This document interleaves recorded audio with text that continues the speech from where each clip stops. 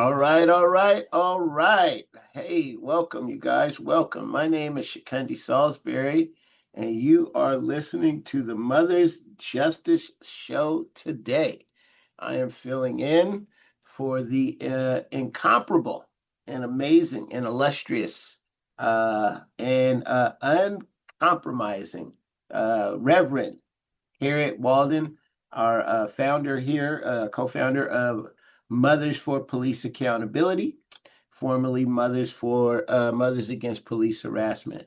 And just briefly, for folks that don't know some of the history, Mothers is celebrating many years, and it was founded by two women. My mother's one of them, and she, after my brothers and some friends were, assaulted by Seattle Police Department.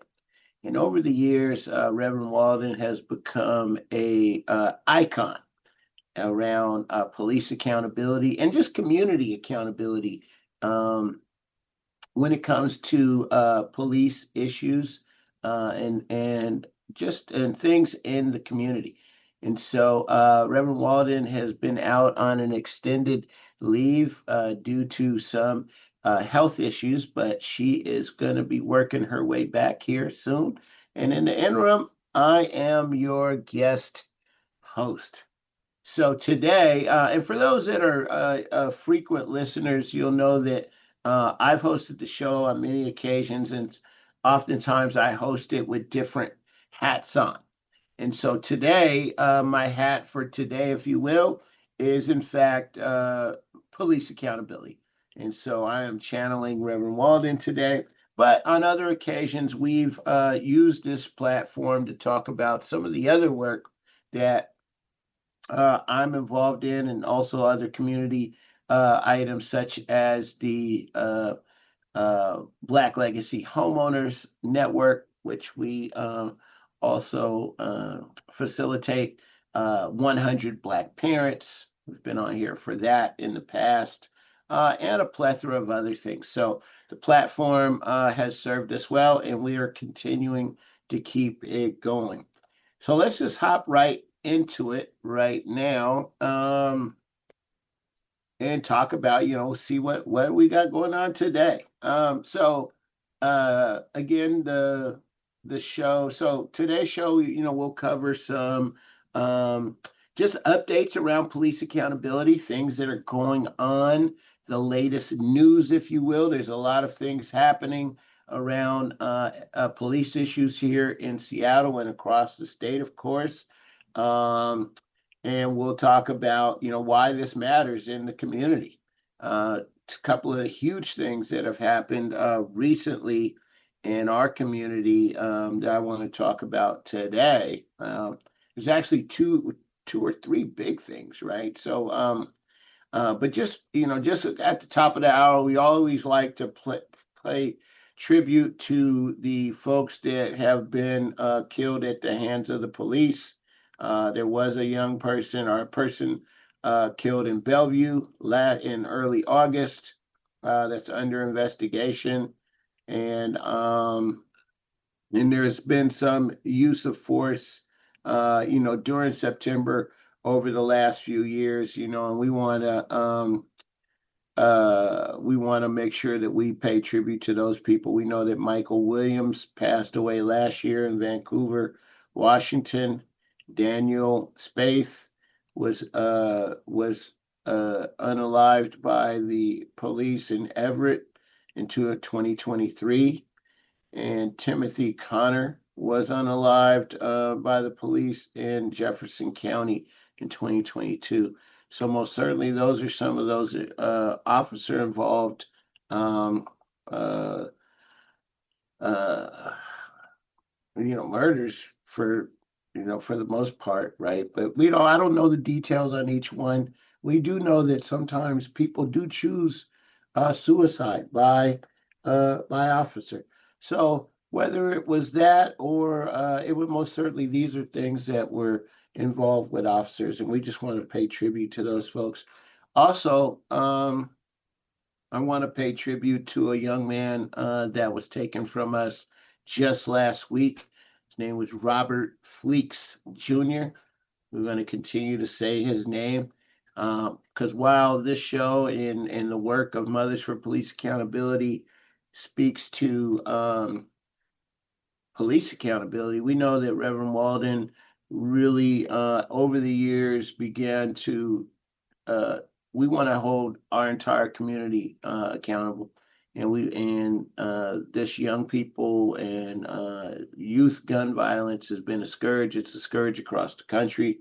It's been a scourge in our community, and we know that many of our young people, more of our young people, are killed by other young people, and we know that than any time by the police, right? So we want to acknowledge that first of all, and that's why that matters to our community, if you will. um so big news, the dissent decree. Now this is huge, right? The dissent decree was the federal judge ended the 13-year oversight of the Seattle Police Department for its use of force. As you may or may not remember, if you're new to the show, Reverend Walden was one of the folks that really brought this, helped bring this consent decree to Seattle in 2012, when the carver John T. Williams was murdered. He was carrying a small knife because he was a wood carver, and an officer shot him less than 5 seconds from when he had told him to put down the knife. And so you know this has just been a long journey. I know that some people would say that maybe we should have been out of the dissent decree, and there's most certainly other people that would say, when you look at some of the more recent things and things that have happened with SPD, that the dissent decree should continue. So no matter where you fall in on that, I think that it's important that we talk about it. Most certainly, we are turning a page in police accountability with the city of Seattle coming out from under this consent decree after 13 years. So yeah, lots to talk about with that.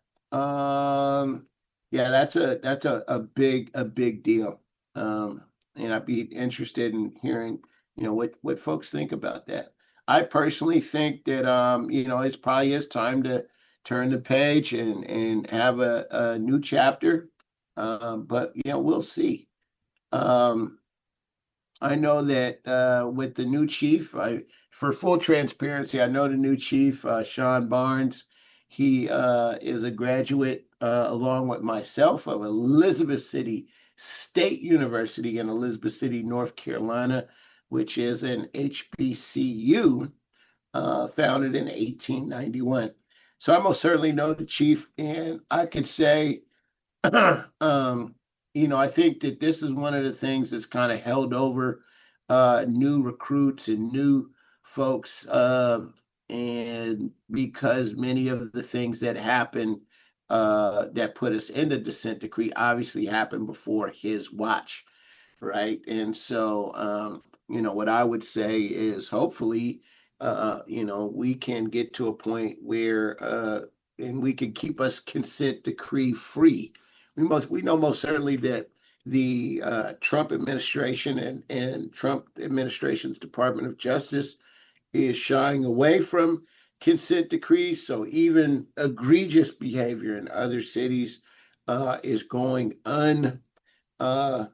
unpunished, if you will, by the Department of Justice.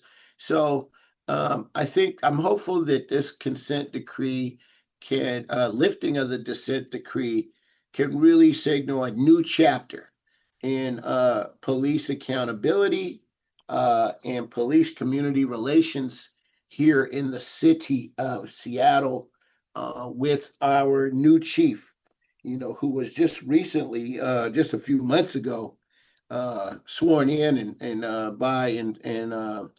brought in by city council. Obviously, he was brought in by the Mayor Harrell, earlier this year.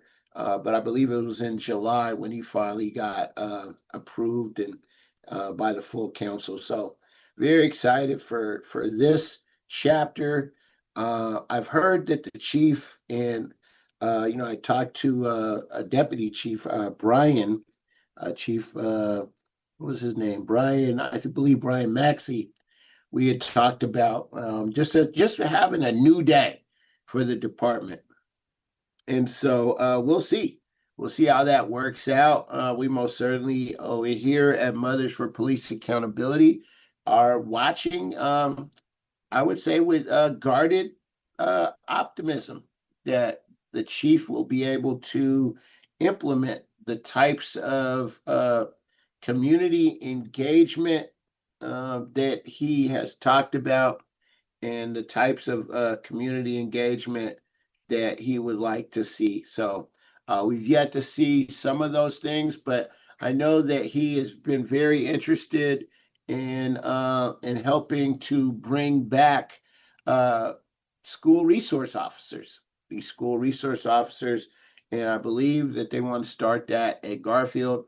Many of us, if you are listening to the show, we had the Garfield High School principal on a few weeks ago. So after the break, we'll talk more about school resource officers at Garfield High School and beyond, and what are our thoughts on that. So we'll be right back. And once again, you're listening to the Mother's Justice Show with Chukundi Salisbury Sr. filling in for Reverend Harriet Walden. The Mother's Justice Show is brought to you by H.G. Walden and the Virtues Healing Circles. Join us for Wisdom and Wellness with Reverend Walden, a monthly virtual and in-person healing circle that focuses on community healing and growth. Learn more at virtueshealing.com. That's virtueshealing.com. Also, be sure to join our healing group on Facebook. Again, visit us at virtueshealing.com today. Market Street Shoes is happy to sponsor the Mother's Justice Show in honor of our mother, Jackie Higgins Rosebrook, who spent her life fighting for social justice, and also in honor of all mothers who fight for social justice. Market Street Shoes, fashionable footwear and apparel for life's everyday adventures, in the heart of Ballard since 2006. Visit marketstreetshoes.com.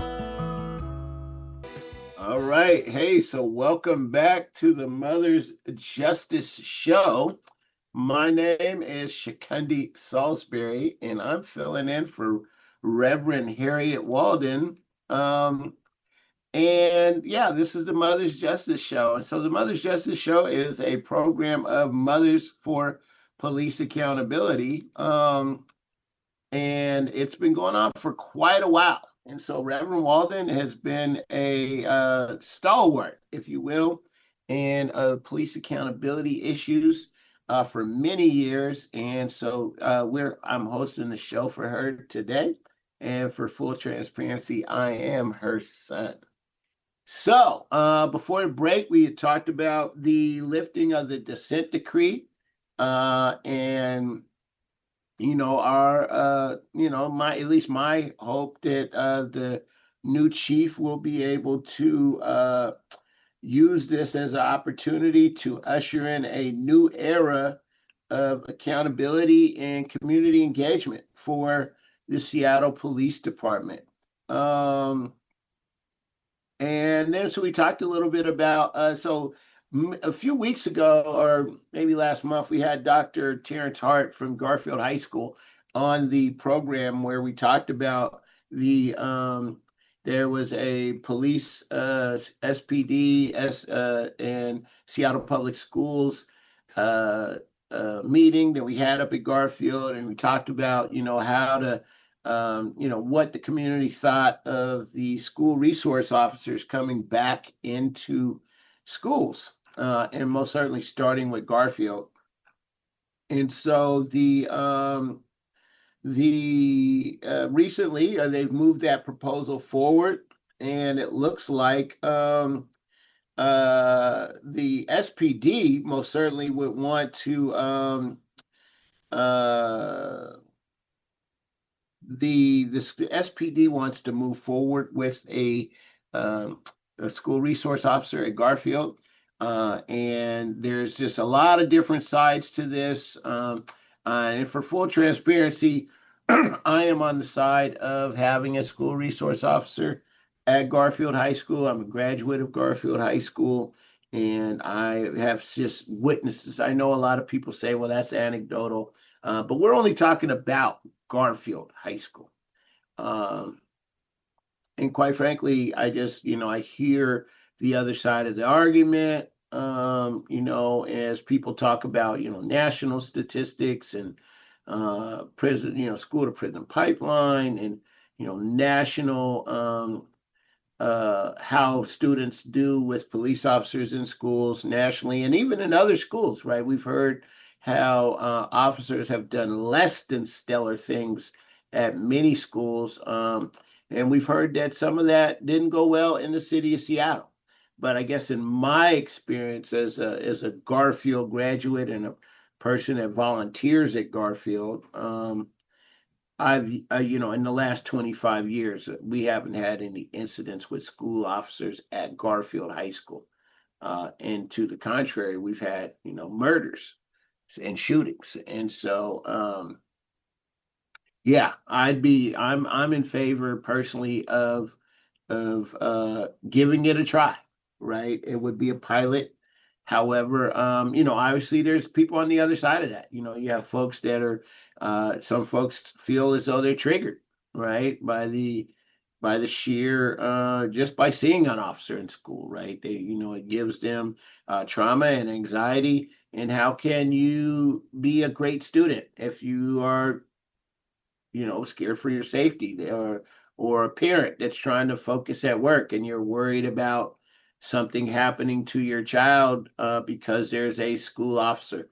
Now, again, while I might not agree with that opinion, I think it's important for us here on the platform to bring all voices, right? And even though I'm hosting the show by myself today, I most certainly am open to bringing in folks on all sides of the issue here. So, and perhaps we'll do that next week. Let's talk about it. That being said,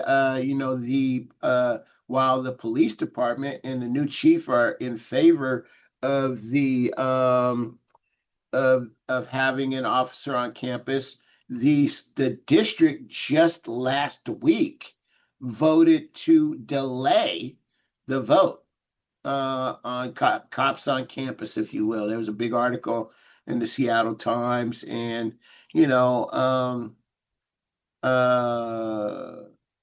yeah, so they're delaying the vote, and I guess in typical kind of Seattle fashion, it just seems to me that the loudest folks, are often getting the response, right? I saw, and we'll talk about this in the third hour, our third segment, at the bottom of the hour, but I noticed that the city council voted to keep to get the cameras, and that's a whole other public safety conversation. But oftentimes the folks that are against these things haven't lost anybody. I just, that's always my question. Well, do you know anybody that was murdered lately? That's like a real thing. And so you have folks that talk about, well, police officers are going to do this and that. But have you lost anybody, right? And so, I personally am a friend of the Payne family. I knew the patriarch, if you will. And most certainly I knew Amar Murphy Payne, who was a young person that came on our camping trip with us years ago. And so he was murdered outside of Garfield, last June, just during lunchtime. And he was a good kid, breaking up a fight and lost his life. And so, this is just a complex issue, right? And again, just because I'm on one side of it doesn't mean that we can't hold and what do they call it? We can't hold space for other opinions, um, and figure it out, right? I would say if I was channeling some of the other voices in the space, they would say right now, well, we don't necessarily need police. We're for community-based solutions, right? And those types of things. And some of those community-based solutions are programs like Community Passageways, which is doing an excellent job, I think, in the community, at least the folks that are on the street, folks like Ted Evans and Mark. Mark, I know a few of those guys are out there, and so I see them, and students see them, and most certainly students have said that they feel safer with those young people. I mean, with those folks out there, young people are feeling safer, right? So most certainly that's the other side of the argument. But even, and I guess what I would say to that is when you actually are out there, I challenge everybody to actually go stand on the corner after school and see how it is, right? Go stand in front of Ezel's or go walk around or check in at Garfield and go see for yourself, right? Before you form an opinion around, some of these community-based solutions, because at the end of the day, in my opinion, even they can only do so much, right? They're not armed, and they most certainly all they can do is talk to young people.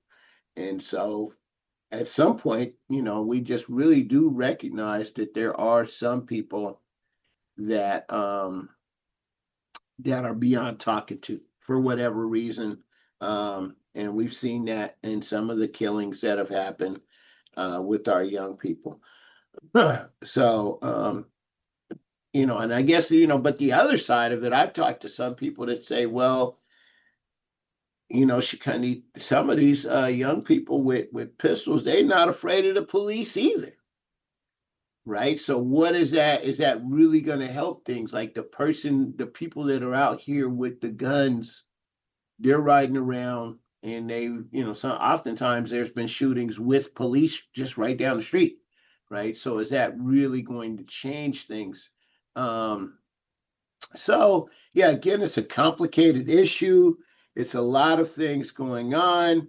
And so that's the kind of the status. The jury's still out on this. The Seattle School Board delays the vote on cops. And so we're gonna check it out and see what people think, and keep an eye on this, because this is again a huge I think it's a huge change,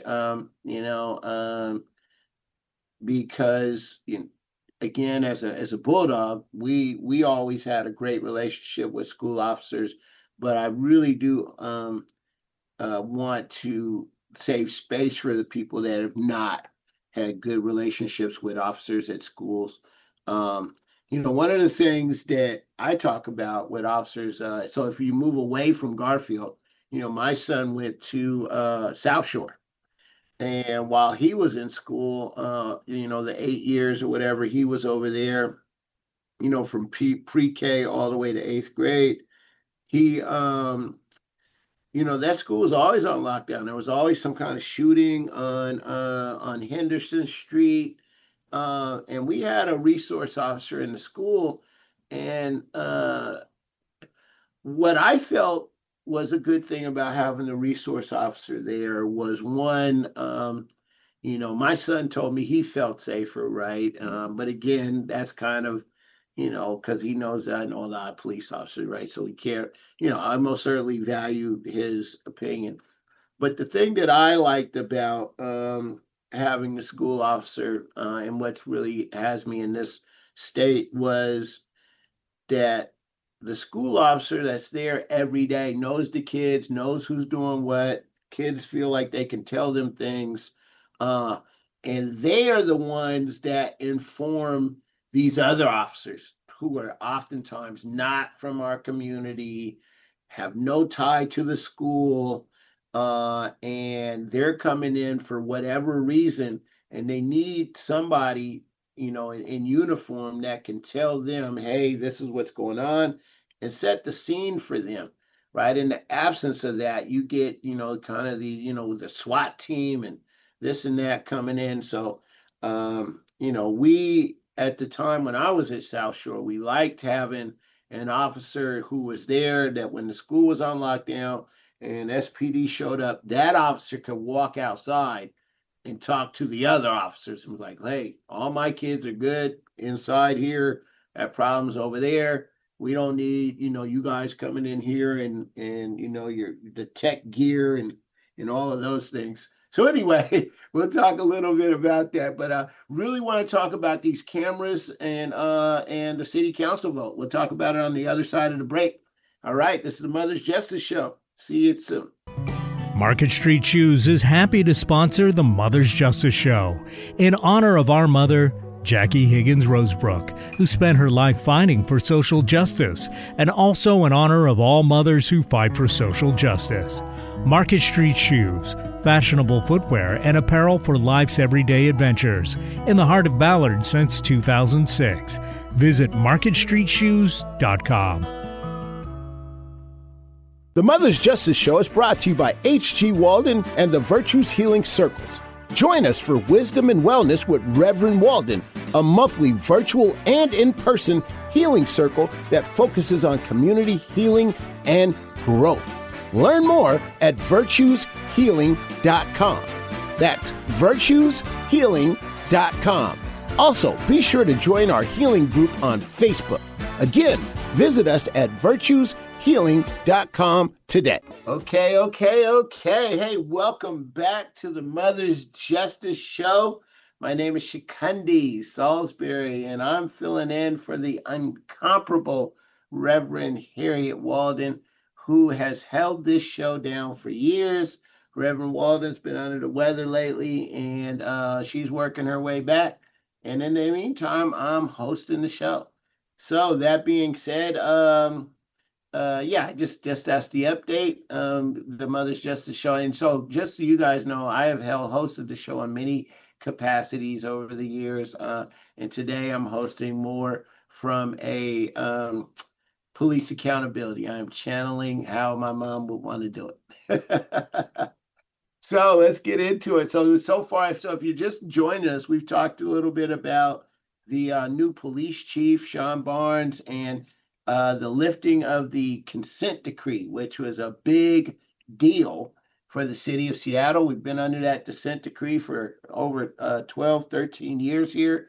And Reverend Walden was very instrumental in fighting to get that consent decree prior to the CPC and all of the work that she's done when John T. Williams was murdered by an officer years ago for holding a carving knife because he was a carver and was shot less than 5 seconds after the officer told him to drop the knife, right? So clearly that is what warranted this consent decree, and so it's been lifted. And so interested in hearing about, you guys can always follow us on our socials.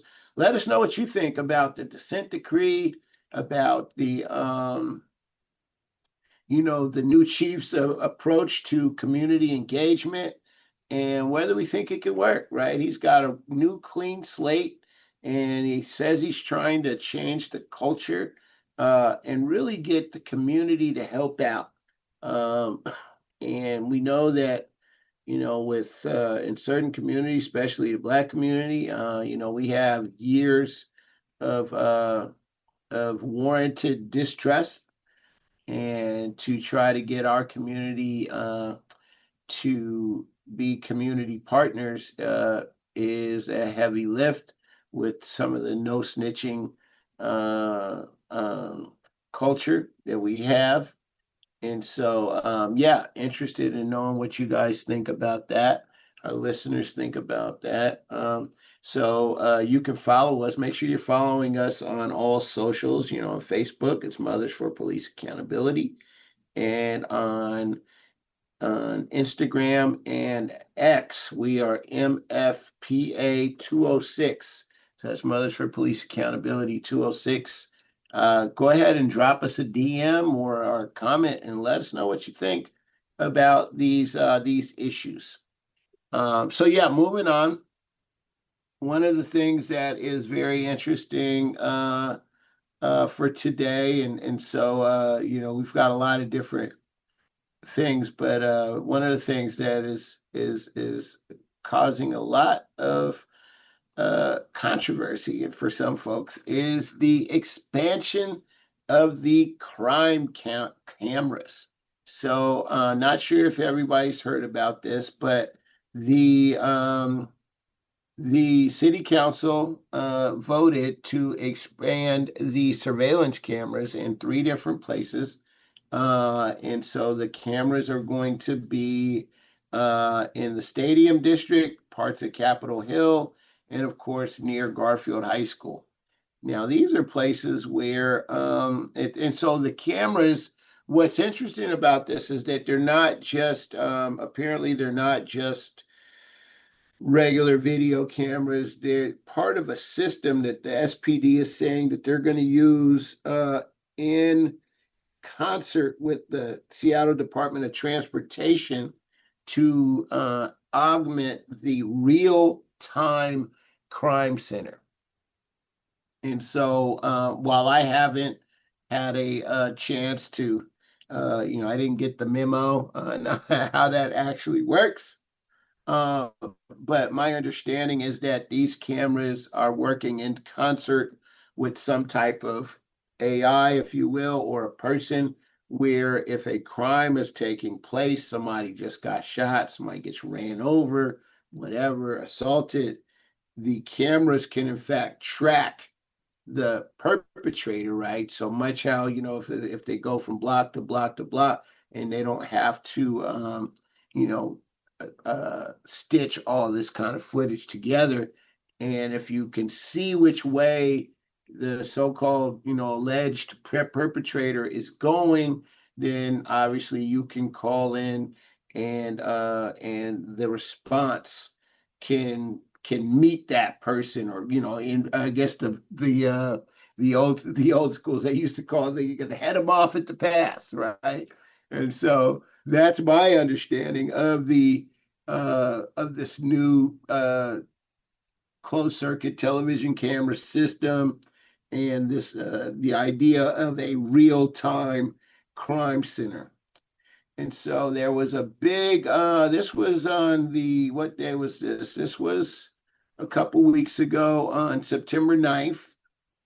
The city council voted and approved this ordinance to expand surveillance cameras to combat crime, right? And so, a typical Seattle, we've got, folks on both sides of it that most certainly there's a lot of concern, right? Because we know with the Trump administration, and quite frankly, some of our own administration, we know from some of the reporting on, Converge and places like that over the years that SPD has not been above utilizing footage and just hasn't been above board at all times. We know that and that's why we have a consent decree that was just lifted, right? So there's lots of concerns around privacy, right? And will this surveillance be able to track people in a certain way to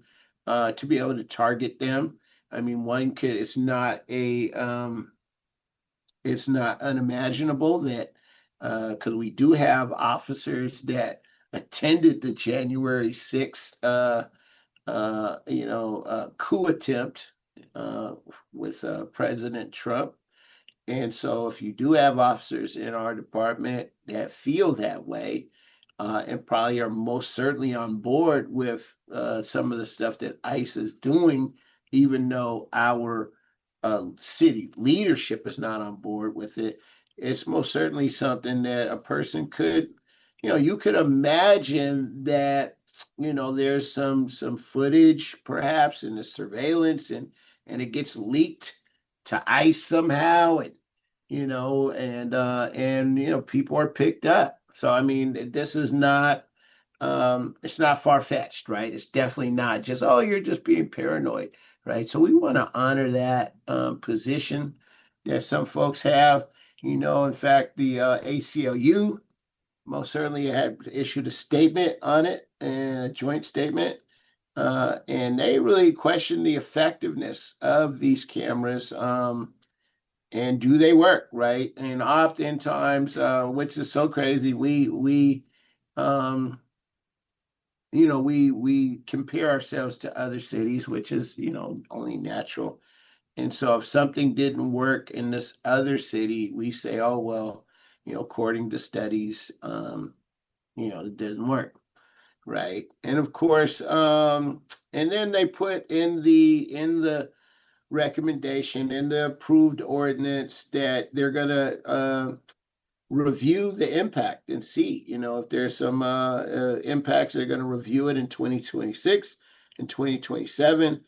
And what I felt like was a happy medium was the fact that they're only going to keep the data, right? But again, I can hear folks saying, yeah, right. Because we know from like the internet, are things really ever deleted?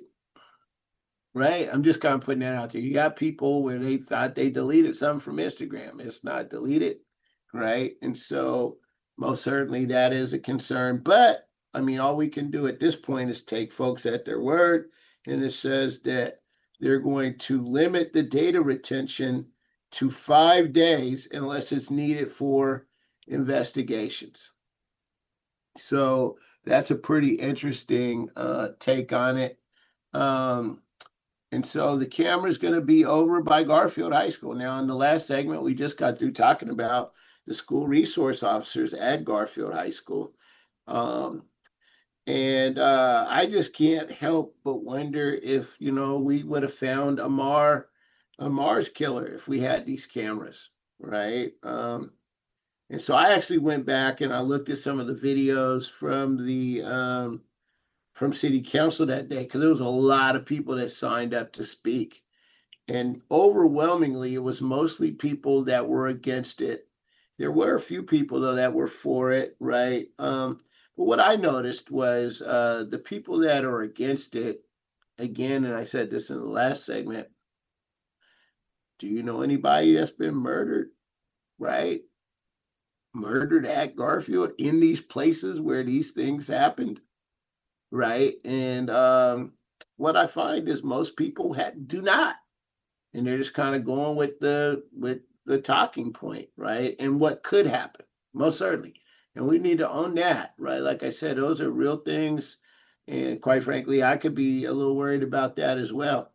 But at the same time, you have to wonder if these cameras were in Rainier Beach, would we have found Connor Dass's killer, right? If we would have had these cameras in this real crime center in 2009, would we have found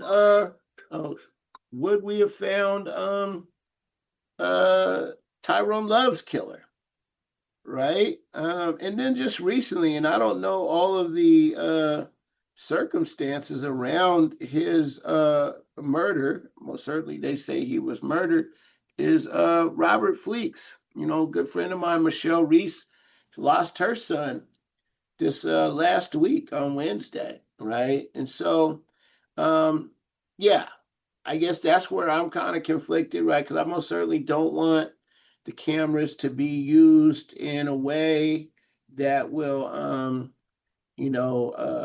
track or make our folks from different communities, most certainly our LGBTQ community and our immigrant community, make them feel as though Big Brother is watching, but Big Brother already is watching, right? But at the same time, and I'm channeling my mother right now, Reverend Harriet Walden, what about the victims? Right? What about crime victims and justice for those people and accountability?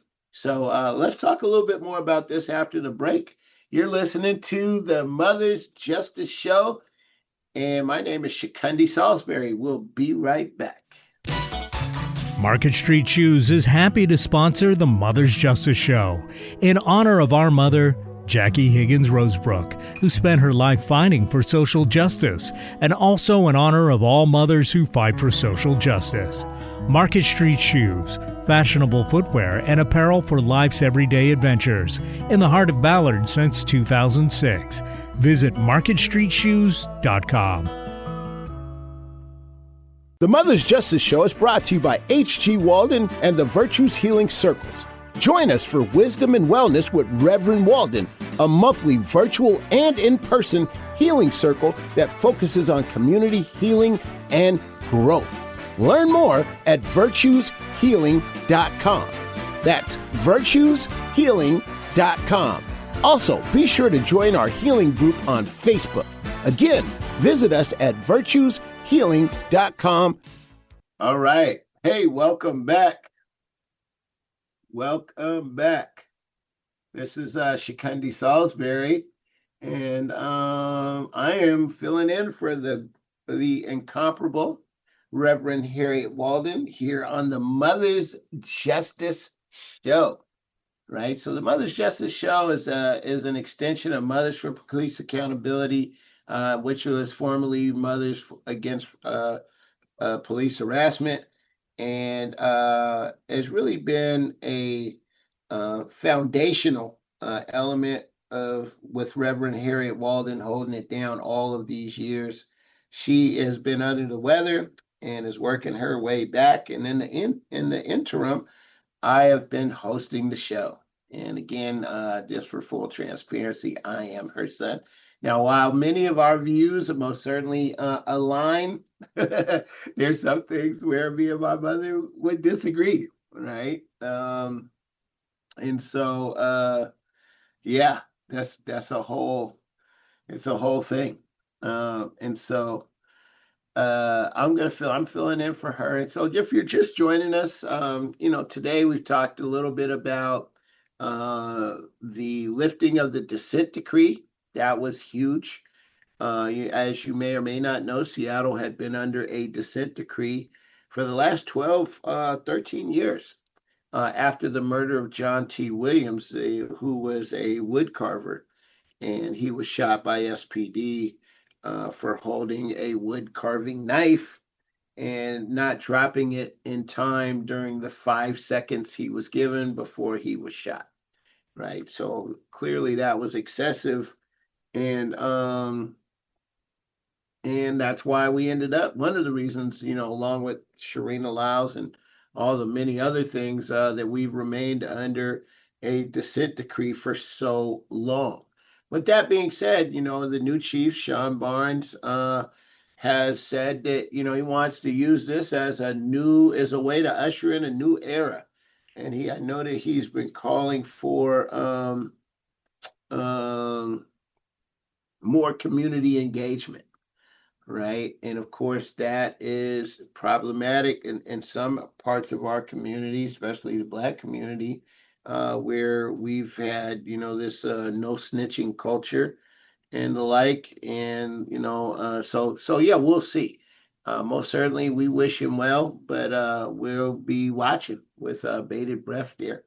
The other thing we talked about this hour was the SPD wanting to move forward with the pilot of a school resource officer at Garfield High School. And this is most certainly controversial as well. With it's well documented how some people feel about school resource officers and the like. However, on the other side of the equation, a young person was in fact murdered at Garfield just last year. And so the question is, should we bring back school resource officers under this pilot program? And so while the SPD is wanting to move forward with that program, the school district is not quite on board just yet. They voted just last week to delay this pilot program at Garfield. And yeah, I think that and so we'll see, right? The jury's still out on that, and I think what we're going to try to do is put together a show and see what people feel about that, so we can get some feedback.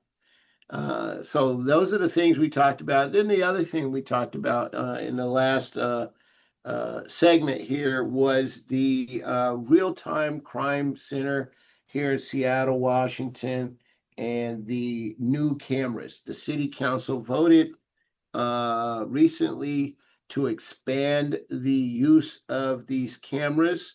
And my understanding is that the cameras have this connectivity that will allow officers to respond quicker in real time to crimes, if you will, and folks perhaps leaving the scene of a crime, and this would be where this network of cameras, because we already have like traffic cameras, but again, I guess my understanding is that it makes it quicker. The data is aggregated quicker, the footage, if you will, and they are able to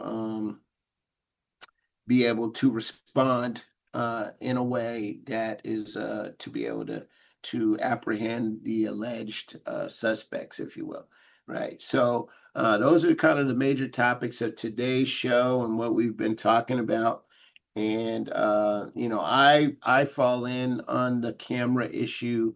I err on the side of the cameras, right? Because I personally have just seen, and I know my people will say, "Oh, well, that's just anecdotal," and the research says, so this is not the research, right? But I've just seen too many. I've been around too many. Young people have passed away, and we just haven't had much accountability. We have so many open cases and murders in the Black community with young Black men who, and I know that folks want some answers, right? You have, people like, again, Connor Dassa, who was murdered in front of his house, right? And it was no, I think they had a small snippet of footage, but they weren't able to piece anything together. And the reality is this technology already exists in a real way, but they just need to be able to access it.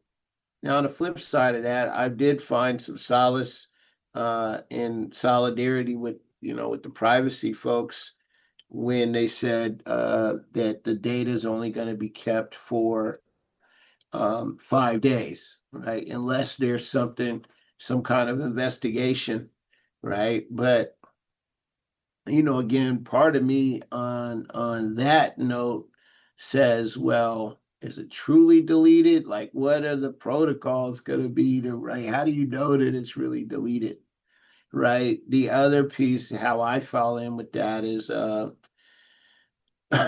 I said in the last segment, it's most certainly not a stretch to think that perhaps, one of our January 6th officers will, somehow leak the footage to Homeland Security and, and ICE, right?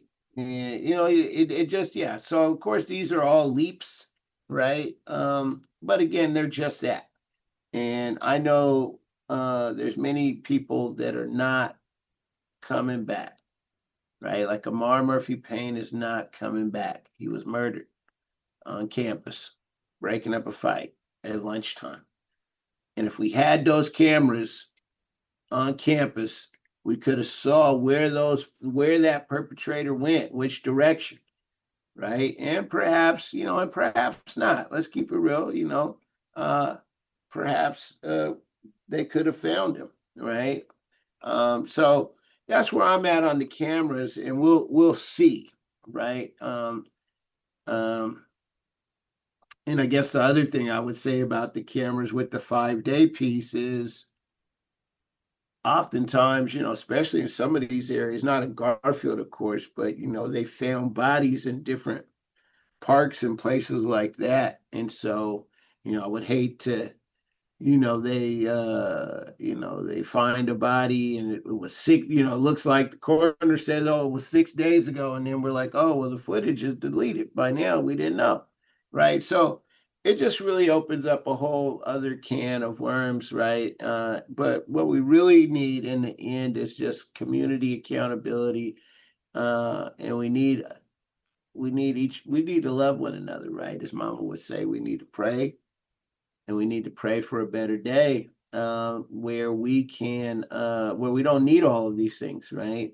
But in today, right now, the real question is, are there people riding around with the switch, if you will? That's what, if you don't know what, that's what a lot of young people call the pistol now. I got the switch on me, right?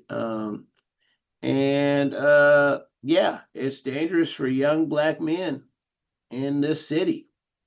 And so while I most certainly respect the rights and the privacy and the potential danger of having this footage, I'm just really tired of seeing people I know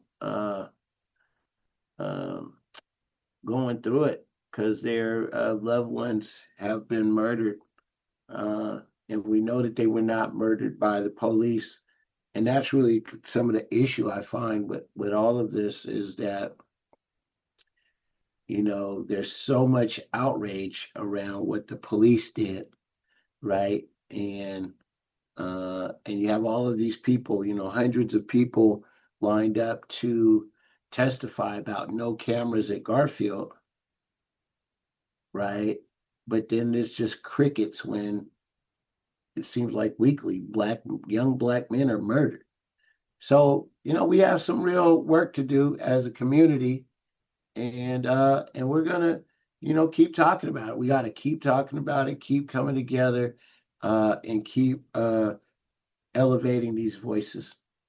So that's it for me today, you guys. Again, I'm Chukundi Salisbury here, filling in for Reverend Harriet Walden and the Mother's Justice Show. Please follow us on all platforms. On Facebook, we're Mothers for Police Accountability. And on Instagram and X, it's MFPA 206.